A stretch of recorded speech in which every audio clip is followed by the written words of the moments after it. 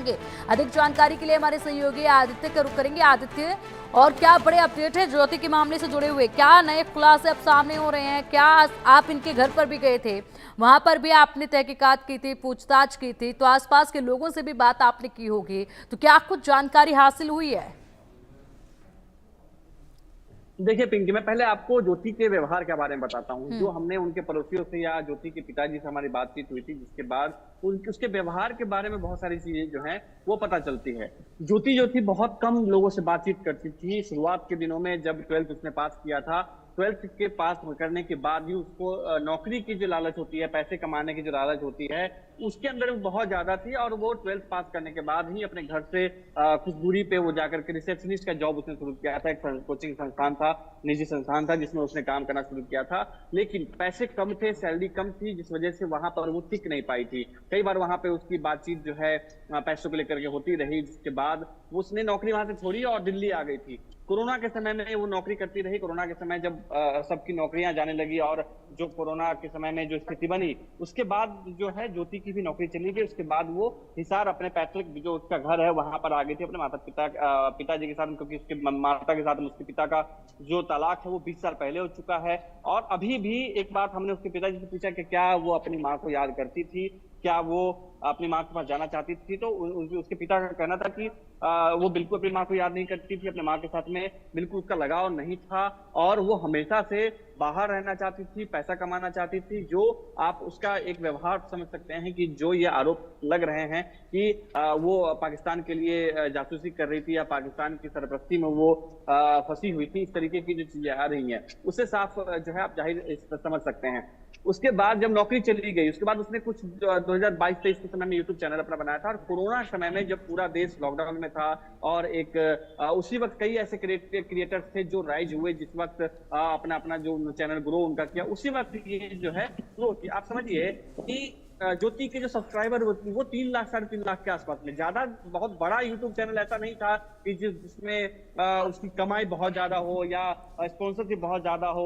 मैं उसके घर के अंदर में गया हुआ था। बहुत कम स्पॉन्सर्स जो होते हैं, जो जो कंपनी होती है, जो प्राइवेट फर्म होते हैं, जो ट्रैवल एजेंसी जो होती हैं, जो किसी ट्रैवल ब्लॉगर्स को फंड करती हैं या उनको स्पॉन्सर करती हैं, वो बहुत कम संख्या थी। हमने 1 या 2 ही देखा जब वो क्योंकि जब भी कोई स्पॉन्सर मिलता है, स्पॉन्सर किट मिलता है एक, वो स्पॉन्सर किट हमने उनके पास में 1 या 2 देखा। यही एक बड़ा सवाल उठता है कि जब 1 या 2 स्पॉन्सर किट उनके पास में था या स्पॉन्सर ज्यादा थे ही नहीं, तो फिर चीन जाकर के, पाकिस्तान जाकर के या ऐसे 5 स्टार होटल में रहना, 3 स्टार होटल में रहना और फर्स्ट क्लास एयर स्पेस में घूमना, हवाई जहाज में घूमना, ये खर्च कहाँ से आता था?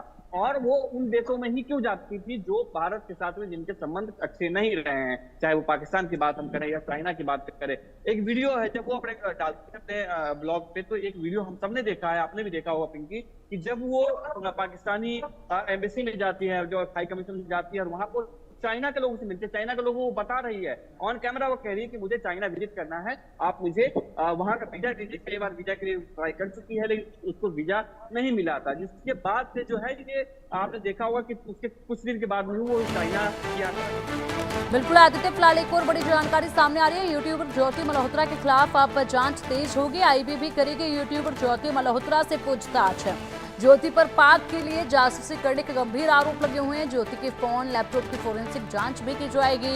ज्योति के फोन में कई पाकिस्तानी नंबर मिले हैं। ज्योति की ट्रैवल हिस्ट्री भी खंगाली जा रही है। साथ ही साथ बैंक खातों की भी तलाशी की जा रही है। क्या धनराशि आई, क्या धनराशि की जो ट्रांसफर की गई है, तमाम जानकारियां जो है वो लगातार अब आदित्य देखी जा रही हैं। अब देखिए यहाँ पर हर तरह से कार्रवाई की जा रही है। 2023 से लेकर 2025 तक करीब 8 देशों में घूमी है ज्योति और इन 8 कंट्रीज में उसको वीवीआईपी ट्रीटमेंट मिला है। डॉक्यूमेंट्स की ज़रूरत होती है, पैसों की ज़रूरत होती है, कॉन्टैक्ट्स की ज़रूरत होती है, यह हर चीज़ उसको मुहैया करवाई गई है। सोचिए ज़रा, कोई छोटा काम तो किया नहीं होगा ज्योति ने, जिसके बदले में इतना कुछ लग्जरी लाइफ जो है उसको दी जा रही थी, इतना सब कुछ उसको दिया जा रहा था और ऐसे ही किसी कंट्री में वो ट्रैवल तो नहीं कर रही होगी। जाहिर सी बात है किसी मकसद के साथ ही उसे भेजा जा रहा होगा। तो ये बड़ी जानकारियां जो है वो निकल कर सामने आ रही है। पूछताछ की जाएगी, पूरी हिस्ट्री बैंक की भी खंगाली जाएगी, लैपटॉप और मोबाइल भी खंगाले जा रहे हैं।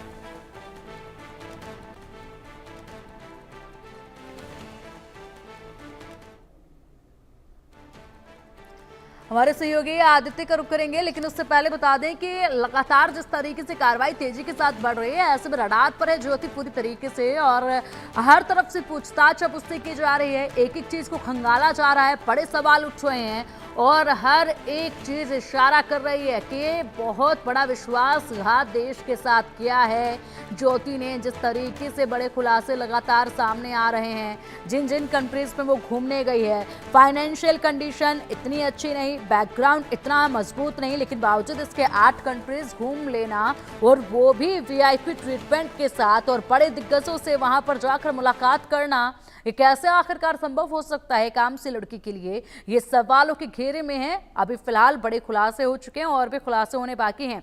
बढ़ेंगे आगे और ज्योति मामले में हरकीरत सिंह से भी पूछताछ की जा रही है। हिसार एसटीएफ ने हरकीरत सिंह से भी पूछताछ शुरू की। पाकिस्तान जाने वाले जत्थों के लिए नाम तय करता था हरकीरत, हरियाणा सिख गुरुद्वारा प्रबंधक कमेटी का कर्मचारी हरकीरत, और अब यहाँ पर हरकीरत, जाहिर सी बात है इसका जो काम बता रहा है वो काम ही ऐसा है जिसके जरिए हरकीरत से संपर्क साधा गया होगा। बड़ी खासी जो जानकारियां हैं वो यहां से भी हासिल होंगी। एसटीएफ ने हरकीरत से पूछताछ शुरू की। ज्योति मामले में हरकीरत सिंह से पूछताछ इसमें की जा रही है। हरकीरत सिंह से पूछताछ की जा रही है, बड़े खुलासे इसमें होंगे और जो तमाम जत्थे होते हैं उनकी लिस्ट को तय करता था हरकीरत।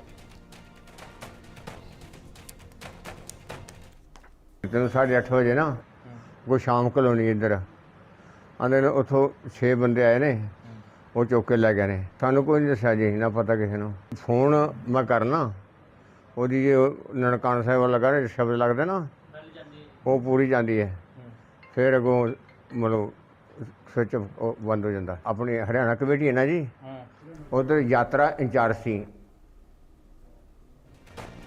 और चलिए अब पंजाब हरियाणा इनपुट एडिटर विपिन परमार का रुख करेंगे। विपिन, हरकीरत उससे भी पूछताछ की जा रही